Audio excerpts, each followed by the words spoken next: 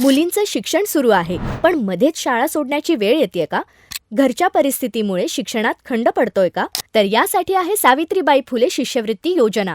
या योजनेचा उद्देश म्हणजे मागासवर्गीय मुलींमध्ये शिक्षणाची आवड निर्माण करणे, त्यांची शाळा सोडण्याची शक्यता कमी करणे आणि त्यांना शिक्षणासाठी आर्थिक आधार देणे.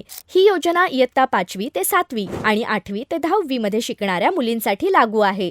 या योजनेअंतर्गत इयत्ता 5वी ते 7वी साठी दरमहा 60 रुपये, 10 महिन्यांसाठी 600 रुपये आणि इयत्ता 8वी ते 10वी साठी दरमहा 100 रुपये, 10 महिन्यांसाठी 1000 रुपये शिष्यवृत्ती दिली जाते. या योजनेची खास बाब म्हणजे उत्पन्नाची आणि गुणांची कोणतीही अट नाही, तसेच स्वतः अर्ज करण्याचीही गरज नाही. संबंधित शाळेचे मुख्याध्यापक पात्र मुलींची यादी तयार करून जिल्हा समाज कल्याण अधिकारी, जिल्हा परिषद यांच्याकडे पाठवतात. अधिक माहितीसाठी संपर्क साधा जिल्हा समाज कल्याण अधिकारी, जिल्हा परिषद, हिंगोली. मुलगी शिकली तर देश घडतो.